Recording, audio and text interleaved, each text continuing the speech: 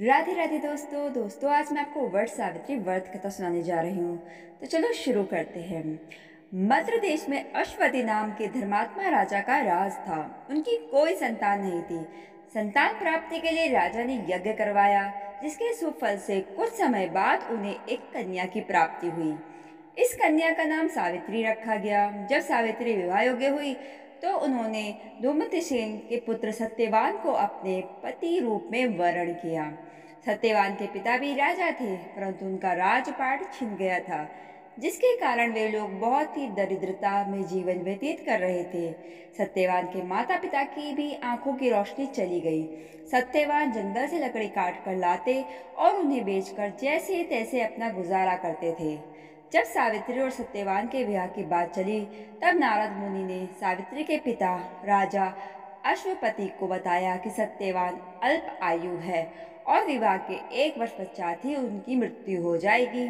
जिसके बाद सावित्री के पिता ने उन्हें समझाने के बहुत प्रयास किए, परंतु सावित्री यह सब जानने के बाद भी अपने निर्णय पर अड़िग रही। अनंतः सावित्री और सत्यवान का विवाह हो गया। इसके बाद सावित्री सास ससुर और पति की सेवा में लग गई। समय बीतता गया और वह दिन भी आ गया जो नारद मुनि ने सत्यवान की मृत्यु के लिए बताया था। उसी दिन सावित्री भी सत्यवान के साथ वन को गई।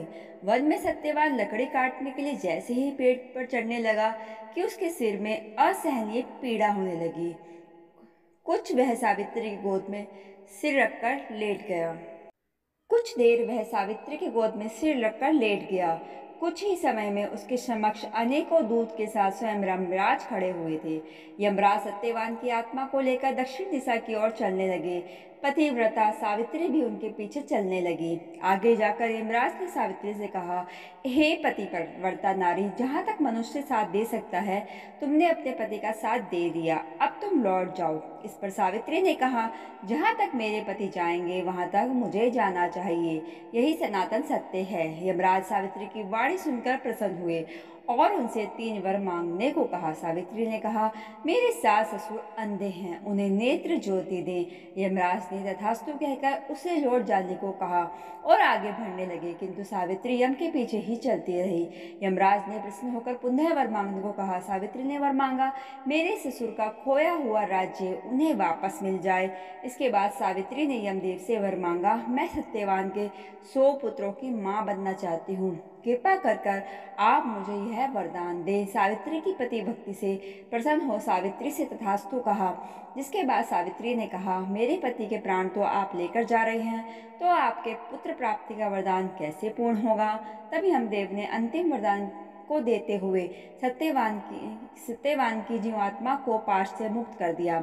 सावित्री पुनः उसी वटवृक्ष के लौटी तो उन्होंने पाया कि वटवृक्ष के नीचे पड़े सत्यवान के मृत शरीर में जीव का संचार हो रहा है। कुछ देर में सत्यवान उठकर बैठ गया। उधर सत्यवान के माता पिता की आंखें भी ठीक हो गई और उनका खोया हुआ राज्य भी वापस मिल गया। तो दोस्तों, ये थी वट सावित्री व्रत कथा। और भी ऐसी कथाएं जानने के लिए आप मेरे चैनल के साथ जुड़े रहें। मेरे चैनल को सब्सक्राइब कर लीजिएगा, लाइक कीजिएगा और इन कहानियों को आगे भी शेयर कीजिएगा। Thanks for watching.